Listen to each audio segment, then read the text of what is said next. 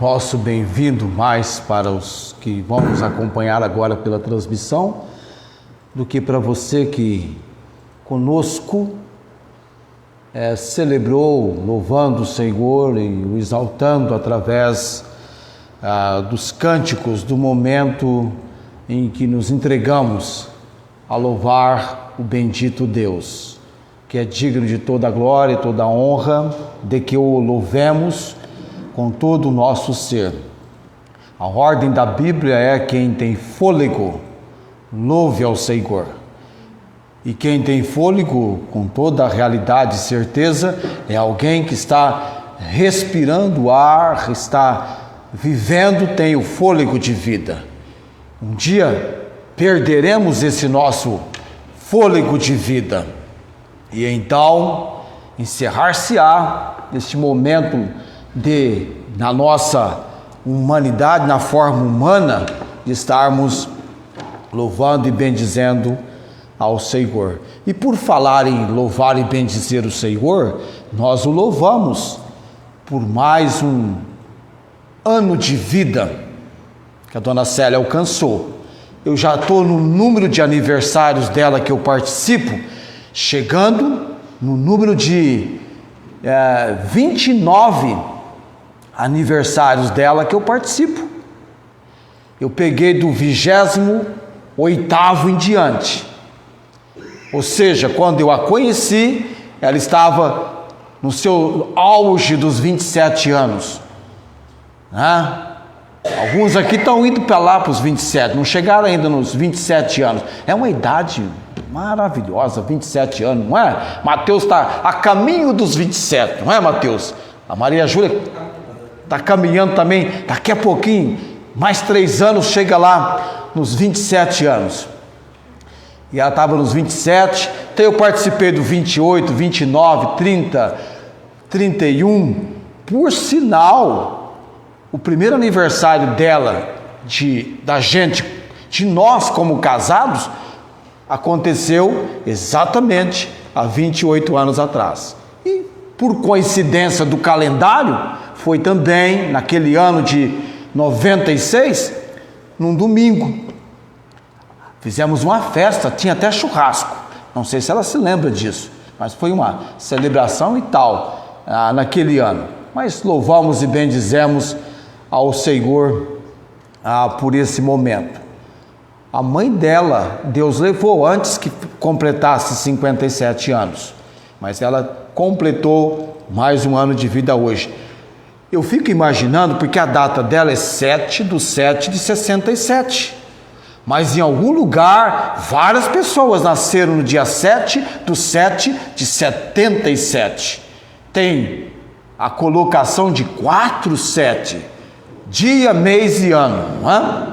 Em algum lugar tem pessoas assim. Mas é sempre um momento alegre para a gente em família, principalmente porque nós recebemos visitas.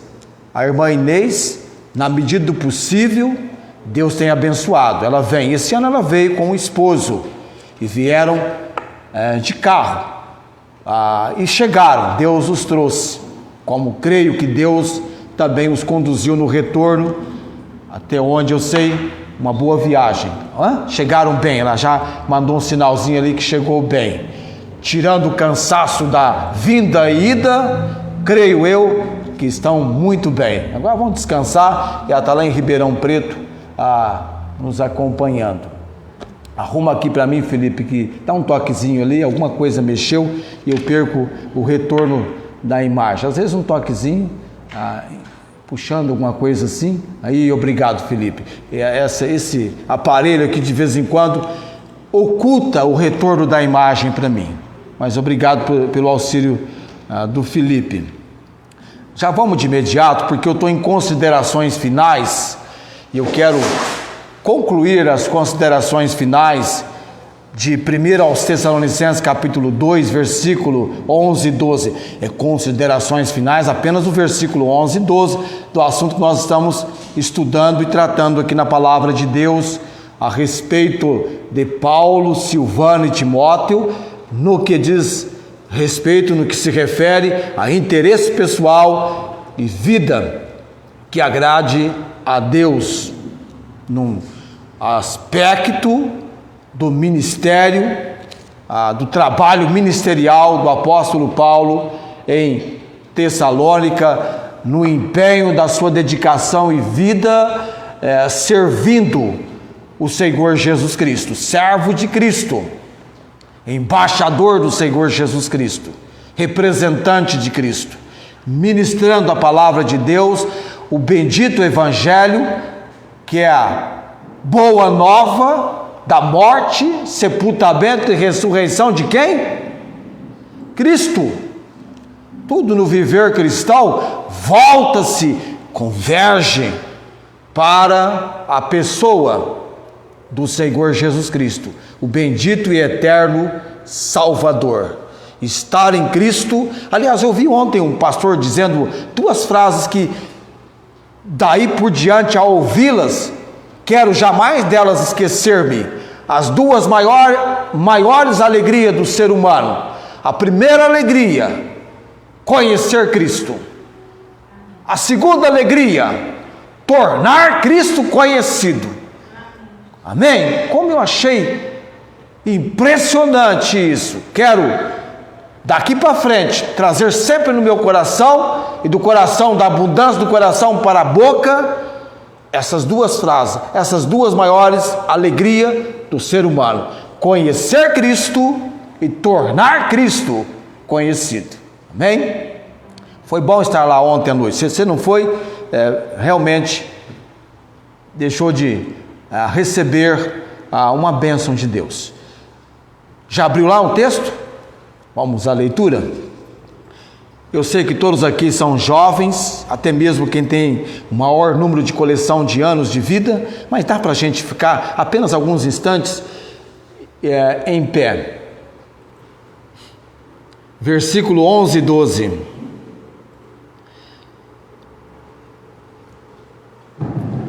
Assim como bem sabeis de que modo vos exortávamos e consolávamos a cada um de vós, como o Pai a seus filhos, para que vos conduzisseis dignamente para com Deus, que vos chama para o seu reino e glória. Amém? Curva a sua cabeça, feche os seus olhos, vamos orar. Bendito Senhor, uma vez mais, temos a palavra do Senhor aberta e o texto lido para o momento do ensino da palavra do Senhor. Somos falhos, incapazes, miseráveis pecadores, perante um Deus que é santo, santo, santo. Oro nesse momento, Senhor, por aquilo que iremos estudar e fará parte do ensino, da preleção, da pregação da palavra do Senhor. Nos dê a preparação que precisamos. Fala conosco, Senhor, que possamos ouvir não a voz do pastor João, mas, acima de tudo, a voz do Senhor, pela palavra do Senhor. Que eu seja tão somente instrumento, mas, porém, usa-me, Deus, e capacita-me, apesar das minhas fragilidades, fraquezas, limitações. Eu creio na graça e misericórdia do Senhor vindo sobre nós que estamos aqui e sobre nós também da transmissão. Intervenha, Senhor, na obra do Santo Espírito. Nossa oração é que pessoas sejam alcançadas à salvação em Cristo Jesus e os salvos sejam exortados à edificação. Eu oro por colegas que eu tenho mencionado aqui, alguns estão acompanhando-nos hoje à noite, o Jefferson, o André, o senhor José Carlos. Deus, fala com estes, ó Pai. Oramos também por irmãos da nossa igreja impossibilitados por enfermidades. Intervenha, Senhor. também pelas minhas irmãs Tiana e Fátima, com aquele problema da energia, o rompimento de um fio lá na parte externa. Elas dependem, aguardam o atendimento da companhia para que retorne o fornecimento de energia no lar. Ó Deus, desde ontem, elas estão, ontem à noite, estão com este problema, com este empecilho. Oramos para que o Senhor intervenha, por graça e misericórdia, mas que também elas tenham a oportunidade, ó Deus, de nos acompanhar neste momento, no ensino, na pregação da palavra do Senhor. Oramos no nome de Jesus, do Senhor Jesus. Amém. Assentai-vos.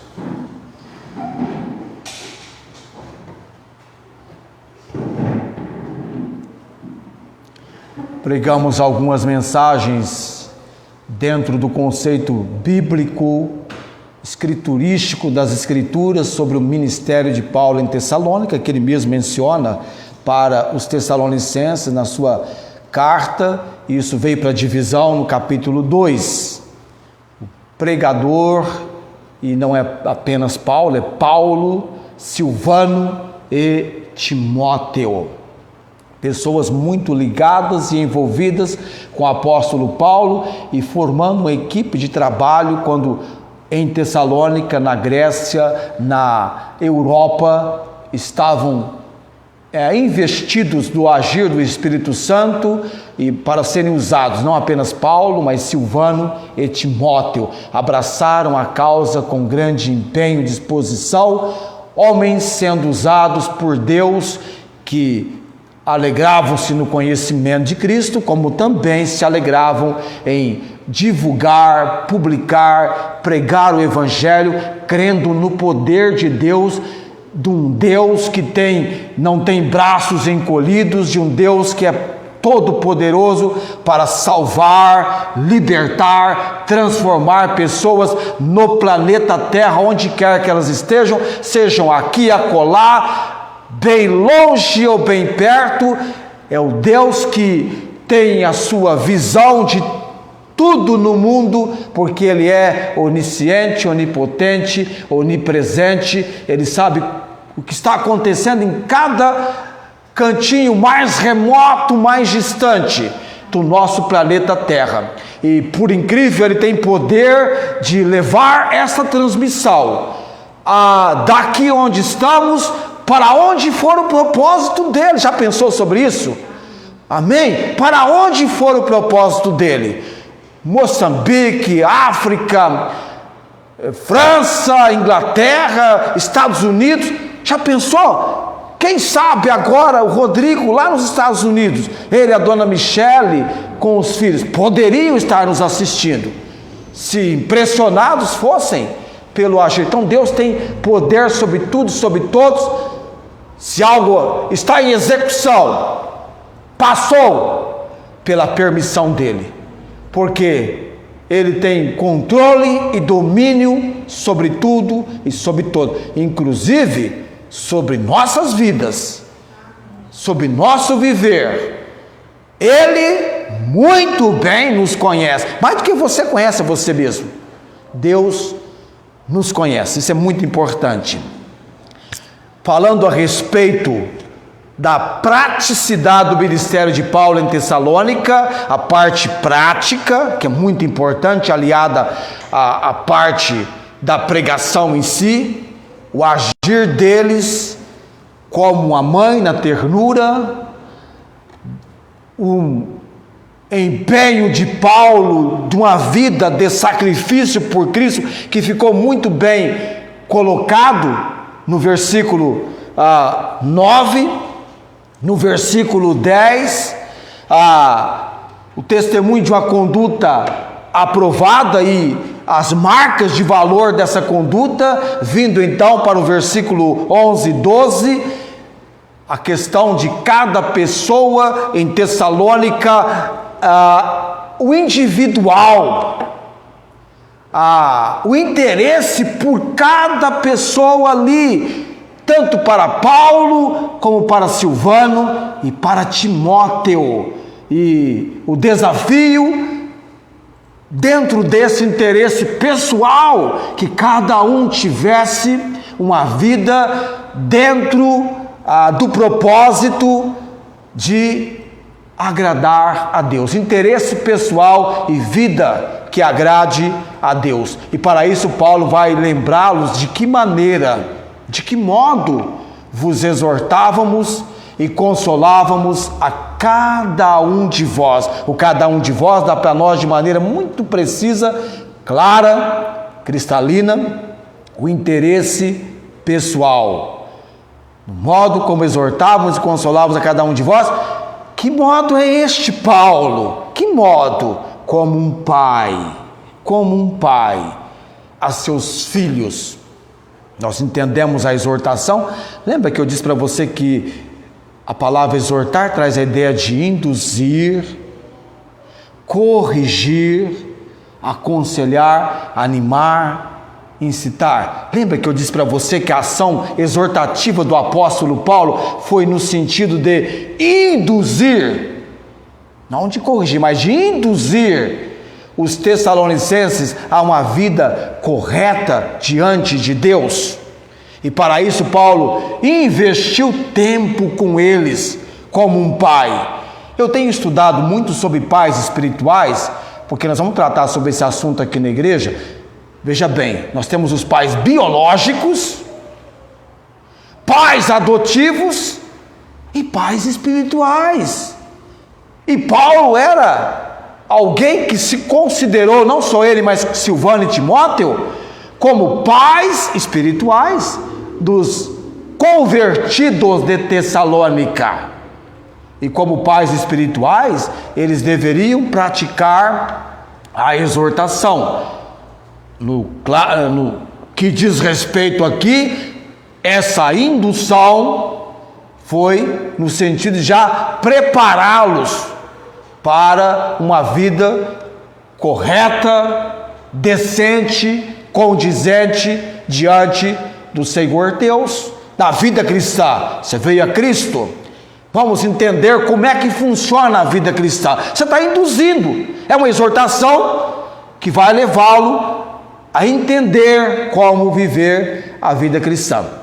E além da exortação, teve também, como um pai, a consolação, que é então o sentido de você participar, envolver-se no padecimento da pessoa. E Paulo então trazia consigo o sentido de aliviar o padecimento, também com a ideia de prepará-los para situações difíceis que possivelmente eles enfrentariam, como eu falei para você na semana passada. Bens que poderiam perder, família, passariam por tribulações, como de fato ocorreu, a liberdade e até a possibilidade de perderem a própria vida por causa da perseguição do Império Romano e dos agentes de Satanás, investindo contra aquela igreja. Se fala muito hoje que os pais humanos, no passado, os pais eram muito mais rígidos que hoje, no sentido de exortar, de chamar atenção, de aconselhar e principalmente de corrigir filhos. Aplicavam muito bem a exortação. Porém, o pai não aplica apenas a exortação, ele tem que aplicar também a consolação, aliviar do padecimento. E hoje nós teríamos, tanto a aplicação do passado incorreu em deficiência, que filhos que só receberam exortação e não a consolação, se tornaram filhos rebeldes. E por outro lado, hoje, tem a consolação e não tem exortação. Então, nós temos hoje filhos indisciplinados. E nós precisamos ter filhos com estes aspectos, essas atitudes: exortação e consolação. Exorta, e consola. A dona Célia fazia muito isso. Lembro uma vez dela corrigindo uma das meninas, tinha aquele processo, criança, né? Faz a aplicação da varinha e depois conversa, tem um diálogo, não é? Mas calma, aconteceu assim. A mamãe, né, tá triste porque aconteceu, mas você tem que receber a disciplina, tal, coisa assim. E isso vai por toda a vida. Eu não creio que para. Mãe é mãe e pai é pai. Felizes aqueles que têm a mãe, têm o pai, podem ouvir os seus conselhos e receber as suas consolações. Não tem um momento que você vai buscar um conselho com seu pai, ou então, vem cá filho, precisamos conversar. E receber exortação e consolação, porque com os pais espirituais também acontece. Nas igrejas tem uns pais espirituais. Quem que é seu pai espiritual? Ele sabe que eu sou o pai espiritual dele, o Felipe. É o meu filho espiritual, filho na fé. Não é verdade isso? Vocês sabem disso. Felipe é meu filho espiritual. O ganhamos para Cristo. Eu orei no momento que ele estava recebendo Jesus. Eu estava com ele nesse momento. Nos conhecemos no setor de trabalho e ele veio, Deus me usou como instrumento para levá-lo ao conhecimento de Cristo. Não sei, de repente ele vai ser alguém que vai prosseguir de onde eu parar. Quem era o filho espiritual tão querido, tão amado do apóstolo Paulo? É difícil quem não saiba. Essa é pergunta de concurso, qualquer um responde, não responde? Quem era o filho espiritual do apóstolo Paulo? Timóteo, meu filho amado. Paulo fala sobre isto. E eu fiquei assim, quando eu tive a oportunidade de passar 6 dias internado literalmente, né, em 1ª e 2ª Timóteo, o dia inteiro. Eu tinha na mente o tempo todo 1ª e 2ª Timóteo. Eu estava memorizando.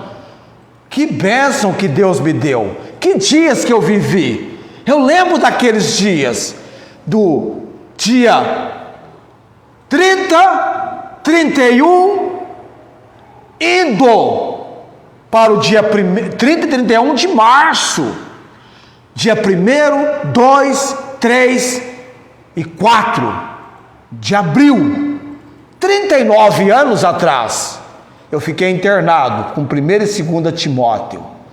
Se você conversasse comigo, você falava assim, para tal versículo, tal e tal e tal. E eu tinha todo o texto. Deus me deu, naquela época, este grande privilégio. Paulo, eu li lá, Timóteo, meu verdadeiro filho na fé, graça e misericórdia. Paulo está escrevendo para ele a última carta do apóstolo Paulo, 1ª e 2ª a Timóteo. As últimas palavras de Paulo, a última carta, a epístola pastoral, ele escreve também para Tito, mas a de Timóteo é a última.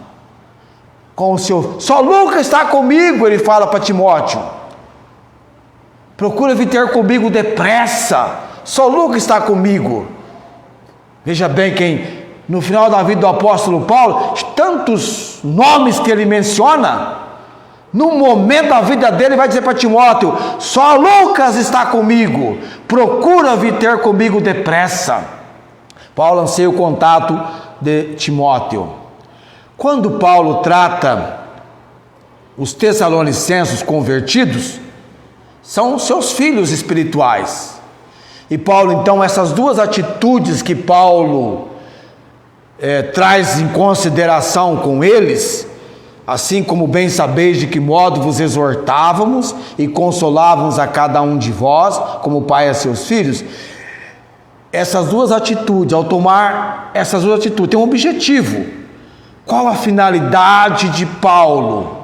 Tanto com a exortação quanto com a consolação. Qual foi o objetivo? Qual foi o propósito de Paulo de assim proceder? O que Paulo procurava que acontecesse com aqueles amados, com este procedimento de previamente exortá-los, quer dizer, a indução de conduzi-los ao caminho correto, como também a expressão de aliviá-los do padecimento, de consolá-los. Com qual propósito? Por que ele estava fazendo aquilo? Ele vai responder no versículo 12. Qual o propósito? Qual o objetivo, Paulo? Por que Paulo tratou-los assim? Os convertidos de Tessalônica poderiam mencionar. Para o quê? Que vos conduzisseis dignamente diante de Deus. Ou, para que vos conduzisseis dignamente para com Deus.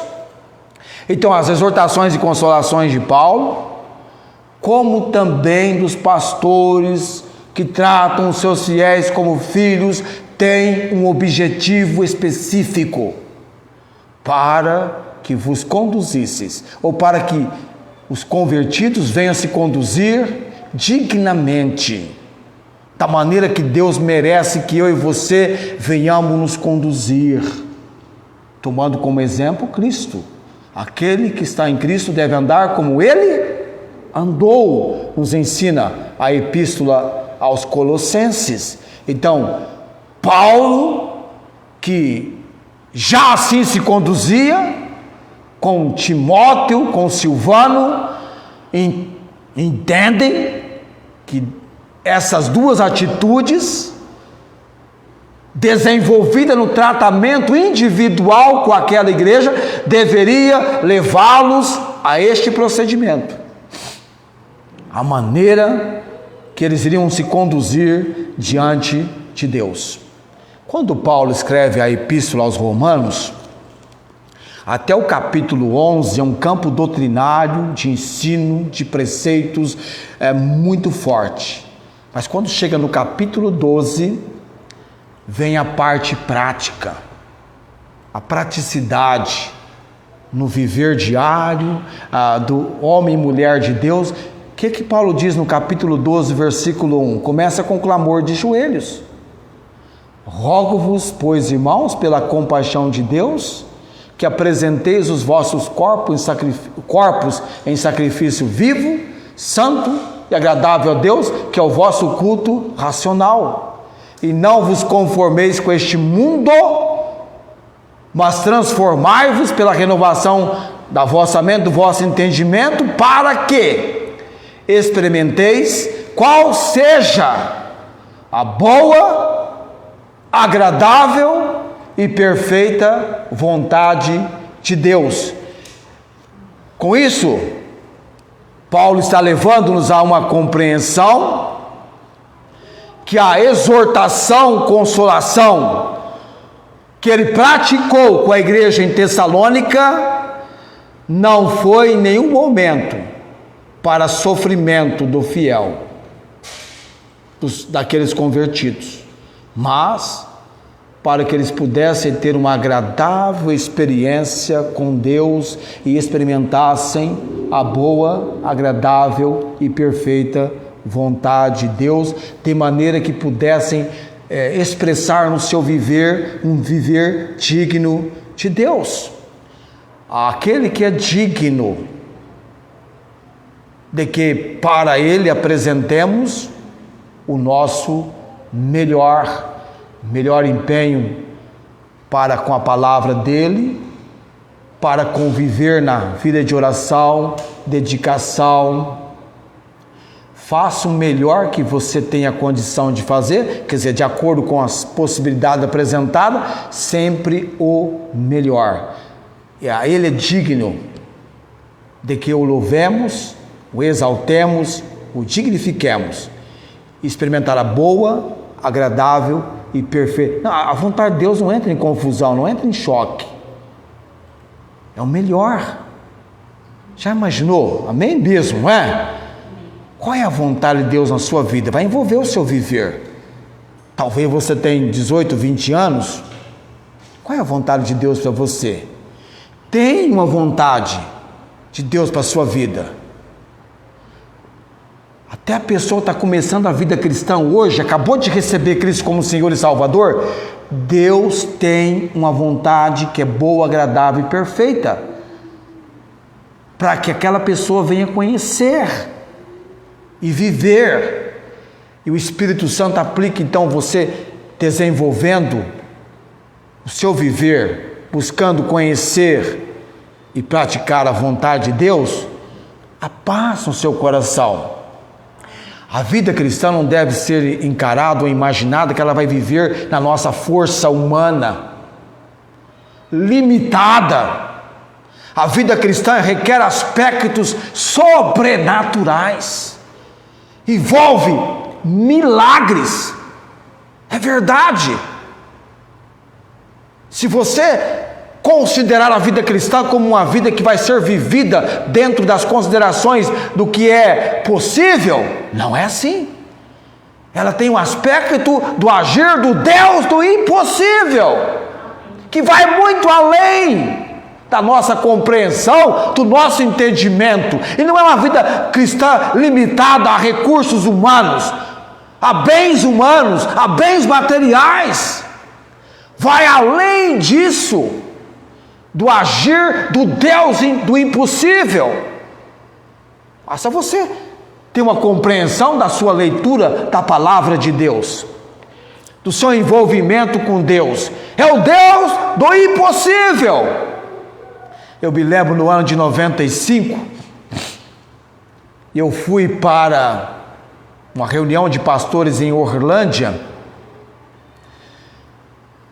e não foi na igreja da Avenida Nova em Orlândia, foi na segunda igreja batista de Orlândia, e o irmão pegou o seu instrumento musical, e aquela reunião estava sendo filmada. Eu tenho uma fita de VHS em casa, com aquela reunião, com a mensagem pregada, mas pela primeira vez eu vi alguém cantando: o meu Deus é o Deus do impossível. Amém? E eu pensei naquela reunião: Deus, estão preparando para este ano a minha ordenação para o ministério pastoral. Como eu queria, Deus, eu entendo que o Senhor é o Deus do impossível, dá-me uma esposa. Janeiro, você sabe a data? Não, eu vou falar para você, você não sabe porque eu não falei, não é? Foi no dia 28 de janeiro daquele ano. Nos meses seguintes, antes que completasse 2 meses que eu havia ouvido a canção Deus do Impossível e havia feito essa reflexão, eu conheci a minha esposa. Menos de 2 meses, 28 de janeiro, o desafio, porque o Deus é o Deus do impossível. Então a vida cristã não está limitada a recursos tão somente humanos. Em mim e em você, que já viemos a Cristo como Senhor e Salvador, nós somos habitação do quê? Espírito Santo. Nós não somos experts em oração. O mesmo Espírito intercede por nós com gemidos inexprimíveis, intervindo na nossa oração, porque nós não sabemos pedir como convém, mas Deus tem uma obra do seu Espírito, levando-nos a essa condição.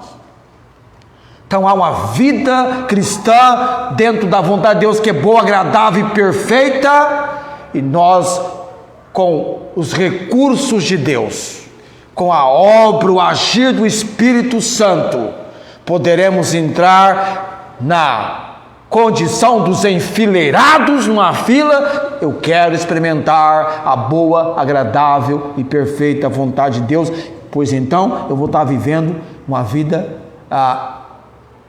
digna do Senhor Deus, conduzindo dignamente. E a Bíblia vai trabalhar conosco nesse aspecto, exortação, consolação que vem de Deus. E não é por sofrimento seu, não. A princípio parece causa tristeza. Deus está me privando, Deus está me impedindo que eu seja alguém alegre e feliz. Talvez aquilo que você chama de alegria, Deus vai dizer, vai terminar em amargura, em tristeza, em uma situação terrível. Não vai ser algo bom para você. Deus sempre tem em vista algo que é agradável, bom e perfeito. E ele intervém. E conforme eu vou conhecendo mais o Senhor, eu vou me entregando. Você vê, por exemplo, que o apóstolo Paulo, talvez diferente de você, como eu mencionei a semana passada, olha o que pessoas disseram de Paulo: aquele que já nos perseguiu, anuncia agora a fé que antes destruía. Olha só, lá em Gálatas capítulo 1, versículo 23, tal transformação, tal mudança. E aquilo que Deus, qual era a vontade de Deus para o apóstolo Paulo? Deus revelou na palavra: esse é para mim um vaso escolhido, para que leve o meu nome diante dos gentios, judeus, rei de Israel. Mostrarei quanto deve padecer, sofrer pelo meu nome. E Paulo abraçou muito bem a sua vocação, a sua missão como servo do Senhor Jesus Cristo. E como ele tinha um apego, uma afeição imensa pelo Salvador, o Senhor Jesus Cristo. Ele escreve sobre isso, e Deus usou sobre isso. Eu, quando pela primeira vez estudei Paulo, li sobre Paulo, eu fiquei impressionado. Eu falei, mas esse homem é muito parecido com Jesus, as atitudes dele. Quando você vem ao conhecimento de Cristo como Salvador, tudo é novidade para você. Você fica ensandecido para conhecer a Bíblia. Eu já peguei a palavra, queria ler, estudar a Bíblia, queria ter uma melhor compreensão, mas é conforme a medida da fé que Deus repartiu a cada um, vai passo a passo. Lembre, Deus conhece você, a sua estrutura. Lembra que você é pó, é alguém limitado diante de um Deus que é todo poderoso, imenso, grande. Eu disse para você, quanto mais perto de Deus eu e você estivermos, maior nós vamos entender, ter uma compreensão da grandeza dele, dos milagres, das maravilhas dele, dos feitos miraculosos. Inclusive eu peço oração para você. Essa semana eu recebi uma notícia assim, na taxativa. Eu entrei para o quadro das pessoas que eu tenho agora uma comorbidade. Quando a pandemia veio, eu não tinha nenhuma comorbidade, agora eu tenho uma. Eu sou hipertenso, debaixo de remédio. Eu estava indo para consulta essa semana, porque eu passei mal, minha pressão estava nas alturas, e eu queria que ela voltasse para o planeta Terra, estava nos ares, né? Daí eu liguei para a dona Célia para avisar que eu estava no pronto atendimento. Julho é um mês fantástico, a gente dá uma idinha no pronto atendimento. Ela falou, ei, acho que eu vou aí. Falei, vem. E ela foi lá. Mas quando eu entrei na sala da médica, ela fez questão de rasgar o verbo lá. Então, doutora, você assim... E parecia uma mãe quando leva o filho ao médico, não é? Você vai casar, Mateus? Parecia uma mãe quando leva o filho ao médico. Uma conhecida minha também disse que acaba com o marido dela quando ele está na sala da médica ou do médico, coisa assim. Mas olhem por mim, eu sou agora hipertenso, mas tem remédio, precisa controlar, né, a pressão arterial. Vou ter exame do coração para eletro, tem alguma coisa que não está tão assim legal no coração. A médica falou, não é tão grave, é quase normal isso, mas quando ela perguntou do histórico familiar, eu falei, doutora, é tio que morreu infartado, é tia que morreu conversando com a vizinha de coração, é tio que chegou em casa e deu o último suspiro, está chegando em casa, foi abrir o portão, deu o último suspiro. Então eu vejo de um histórico familiar de pessoas que foram acometidas com problemas sérios, gravíssimos de coração. Mas no coração, de vez em quando eu falo para Deus, dá uma sondagem no meu coração, Senhor. O Senhor conhece o meu coração. Como eu sou, eu e você, né? Nós somos frágeis, fracos. Eu só estou vivo ainda pela misericórdia e graça de Deus. A morte já me vem perseguindo há muito tempo, não é? Eu não sei, mas Deus me livrou de cada situação. Numa delas eu até achei que era certeiro, né? Estava frente a frente com a morte.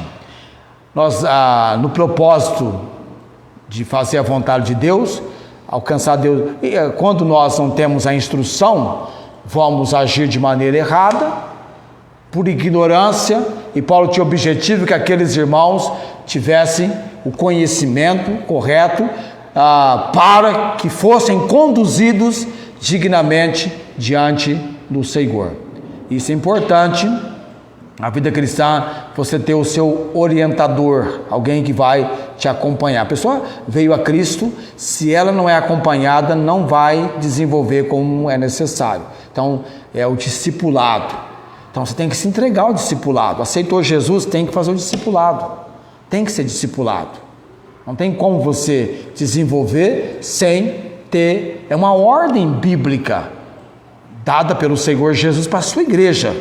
Pregar o Evangelho e discipular, fazer discípulos, fazer verdadeiros, que as pessoas sejam verdadeiras seguidoras do Senhor Jesus. Então, envolve estudo, envolve acompanhamento, envolve tempo. E Paulo gastou tempo com os convertidos. Lá em Corinto ele ficou 1 ano e 6 meses, trabalhando com aquela igreja.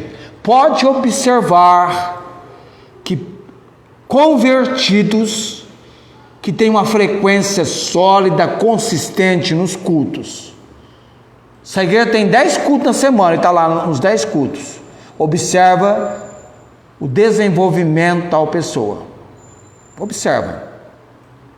Diferente de quem só de vez em quando aparece, não consegue encaixar e desenvolver. Então há um desenvolvimento. Então, o interesse da pessoa se entregar. E os Tessalonicenses, mais do que nunca, eles queriam aprender. Sabe por que eles queriam aprender? Quando é que você prova que realmente você aprendeu algo? Não é meramente fazendo uma prova e tirando 10. É no praticando quando você ensina. Entendeu? Você conhece Cristo, alegria. Tornar Cristo conhecido, a segunda alegria, você ensina. E o que os Tessalonicenses fizeram? Fez soar a palavra do Senhor, não somente na Macedônia, mas por todos os lugares.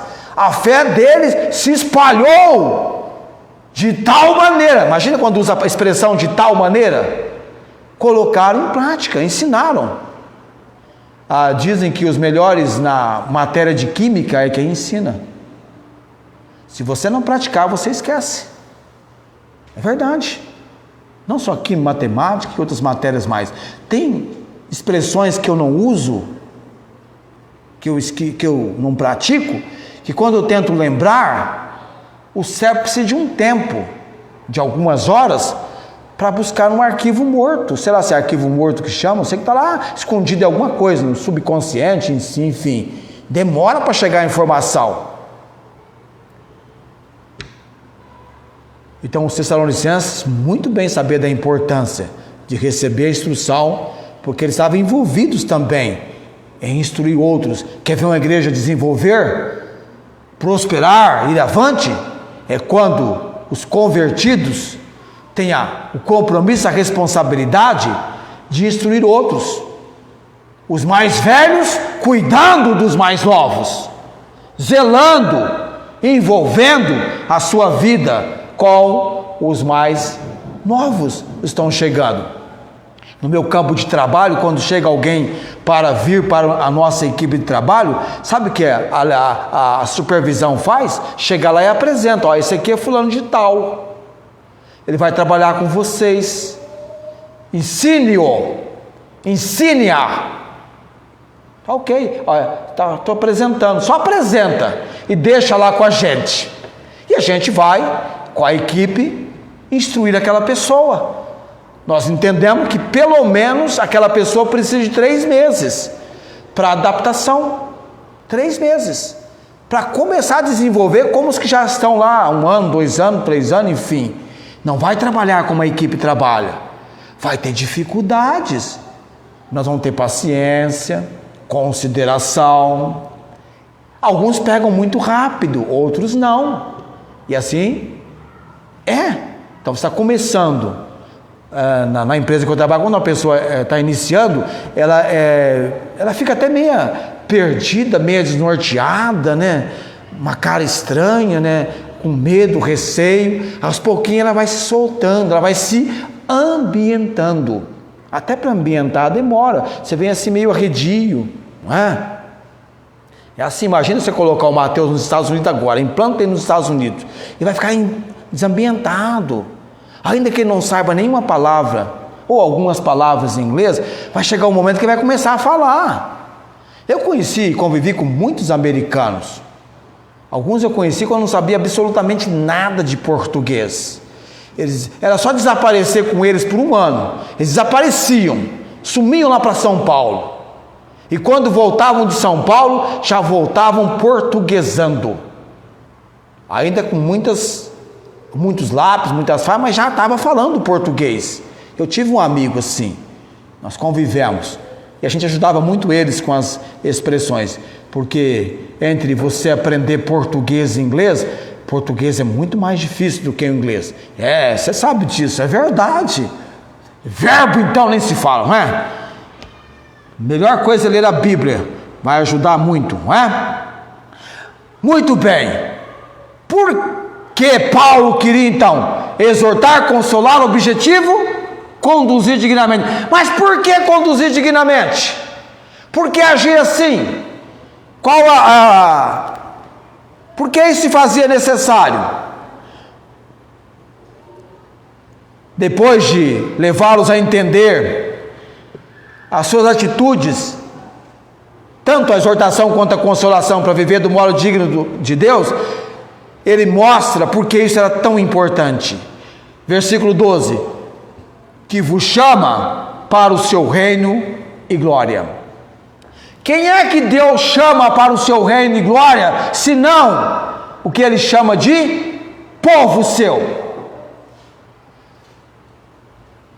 A princípio, Deus mesmo foi quem escolheu um casal, uma família, e dessa família estabeleceu para o nome do seu povo uma nação, começando com Israel. A história do povo de Deus é muito significativa para esse momento. Deus mesmo escolheu um povo para o seu reino e glória, e ainda hoje, no mistério revelado sobre Cristo com a igreja, isso se faz ainda algo digno da nossa compreensão. Abra sua Bíblia em Deuteronômio capítulo 7, versículos 7 e 8. Deus é quem escolhe para si o seu povo. Não é porque esse povo tem algo de especial, ou seja, diferente dos outros povos, mas vamos entender que diz respeito a algo que Deus mesmo estabeleceu na sua palavra. Por que Deus escolhe para si um povo? O que Deus se baseia para escolher para si um povo, chamando para o seu reino e glória? Você abriu lá em Deuteronômio? Deixe-me abrir lá. Deuteronômio capítulo 7, versículos 7 e 8. Eu estou numa versão aqui, mas eu quero ler a da minha Bíblia. Estamos lá? Deuteronômio 7, versículos 7 e 8. O Senhor não tomou prazer em vós, nem vos escolheu, porque a vossa multidão era maior do que a de todos os outros povos, pois vós éreis menos em número do que todos os povos. Ainda hoje Israel talvez seja assim, não é? Mas por que Deus escolheu, tomou para si esse povo? E por que Deus hoje está chamando um povo para o seu reino e glória? Mas porque o Senhor vos amava, e para guardar o juramento que fizera a vossos pais, o Senhor vos tirou com mão forte e vos resgatou da casa de servidão, da mão de Faraó, rei do Egito. Grave isso. Deus vos amava. Deus amou o mundo de tal maneira que deu Jesus Cristo como o único e todo suficiente Salvador, para que todo aquele que nele crê não pereça, mas tenha vida eterna. Deus chamando, escolhendo um povo dentre os gentios, para que, como unindo-se Israel, nessa atual dispensação, nesse período da obra da graça dele, agora um povo dentre os gentios. E Paulo faz conhecido isso para os Tessalonicenses, que vos chama para o seu reino e glória. Deus não escolheu o povo, não baseado nos atos humanos, mas no seu infinito amor e misericórdia. E esse povo desde já, o atrai ao seu reino e à sua glória. Por isso é que os escolhidos de Deus devem viver de modo digno dele. Então a vida cristã não é de qualquer maneira, ela tem o seu aspecto de condução da maneira que agrade a Deus. E está aqui na palavra, registrado, documentado, para que Deus pela palavra fale conosco, traga orientação. Quando Deus levou Paulo a escrever primeiro aos Tessalonicenses, segundo aos Tessalonicenses e todas as outras cartas, não foi apenas para aquelas igrejas da época, mas também para as igrejas de todos os tempos, também para nós hoje, para a nossa igreja, para o nosso momento, para o nosso tempo, e um tempo que você vive tão diferente do que eles vivenciaram e viveram naquela época. Mas ainda assim, você já percebeu que com todo o recurso, com toda a tecnologia possível, o mesmíssimo índice que eles tinham naquela época de dependência de Deus é o mesmo que nós temos hoje. Ainda que tenhamos tanta tecnologia, tanto recurso, mas, tanto quanto eles, falhos, imperfeitos, continuamos dependendo no mesmo índice, na mesma proporção do agir de Deus sobre nossas vidas. Ainda que no aspecto chamado da saúde, do conhecimento da ciência, da medicina, com todo o avanço diante das enfermidades. Jeová Ropeca, o Senhor que vos sara. Dependemos da intervenção dele, porque há detalhes que está no terreno do impossível. E a medicina vem na compreensão ainda que avançou com imperfeições. Há uma dependência, há uma sujeição que eu e você temos de Deus em todos os aspectos. Sempre foi assim, sempre será assim, porque Deus está acima de tudo isso na sua obra de poder e autoridade. Amém? Então, apresente-se, entenda, Deus, eu sou alguém que não estou na igreja dos Tessalonicenses, mas a palavra para os Tessalonicenses é a palavra para mim hoje. Você já pensou, estou aqui falando, só para encerrar aqui, nem terminarmos, você já imaginou se Deus me desse a graça de pregar o que eu estou pregando aqui? Sabe onde? Eu ficaria vibrante. Puxa vida, poderia dar, não sei se é a vontade dele. Já pensou eu pregando no púlpito da igreja de Cristo Jesus, exatamente na cidade de Tessalônica? Que privilégio, hein? Pregando sobre os Tessalonicenses em Tessalônica, os atuais da agora. Lá tem a cidade, está lá na Grécia. Eu pregaria em português com o maior prazer e alguém traduziria para o idioma daquele lugar. Já pensou? Mas talvez Deus nunca conceda isso, mas se conceder o privilégio, eu irei. Não sei, a dona Célia não, a dona Célia já na menor fração de tempo já estaria com a mala pronta. Como gosta de viajar.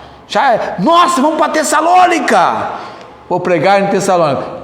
Vou pregar sobre os Tessalonicenses em Tessalônica.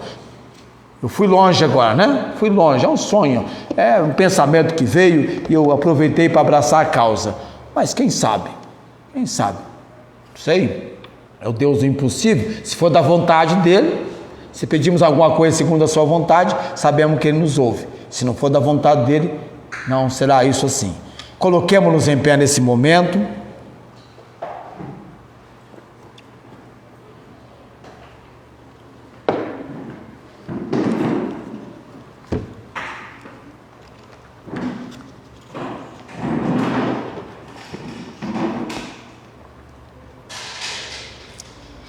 Na semana que vem nós vamos começar a coroa da alegria.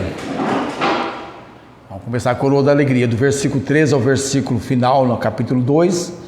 Nós vamos falar sobre a coroa da alegria. A perceber que essa coroa, você precisa colocá-la na sua coleção das coroas que serão apresentadas para o Salvador, o Senhor Jesus. O apóstolo Paulo trabalhou e investiu para que a igreja também em Tessalônica, eles foram participantes, envolvidos em ganhar essa coroa da alegria. São 5 coroas, a primeira delas que eu vou mencionar, a coroa da alegria. Vamos orar. Eu nem perguntei se você fez a sua tarefa da semana de ler Atos 17, mas leia Atos 17, leia 1ª e 2ª aos Tessalonicenses, é a sua tarefa, para aqui. Paulo do Filipe é 1 aos Coríntios. Para nossa aula, Atos 17 e 1ª e 2ª.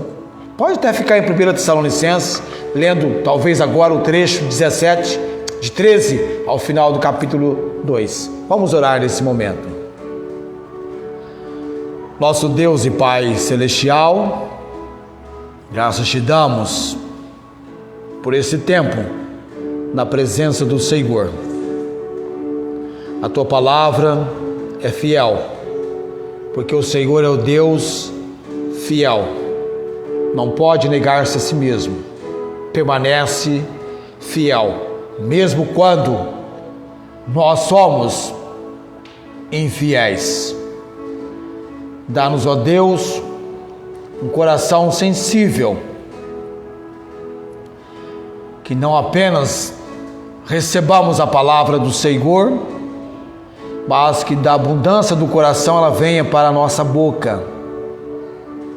Leva-nos, ó Deus, a testificarmos do Salvador, o Senhor Jesus. Que a nossa alegria em conhecê-lo, em ter conhecido Cristo, seja também a nossa alegria em torná-lo conhecido. Rogamos a bênção, direção do Senhor sobre a igreja, tantos que estão aqui, quanto também os que são alcançados pela transmissão e posteriormente aqueles que são dirigidos a ouvir a mensagem do Senhor. Abençoe, ó Deus, a pregação apresentada, e que essa mensagem seja conduzida pelo Senhor, que muitos outros tomem parte nessa palavra do Senhor. Às vezes pensamos como Isaías pensou e mencionou: Senhor, quem deu crédito à nossa pregação? Quem deu crédito? Levanta, ó Deus, aqueles que vão dar crédito, que vão saciar a sua fome e a sua sede da palavra do Senhor. Ó Pai, damos graças por tudo e oramos no nome do Senhor Jesus. Amém. O Senhor vos abençoe, o Senhor te abençoe e te guarde. O Senhor faça resplandecer o seu rosto sobre ti e tenha misericórdia de ti. O Senhor sobre ti levante o seu rosto e te dê a paz. Amém.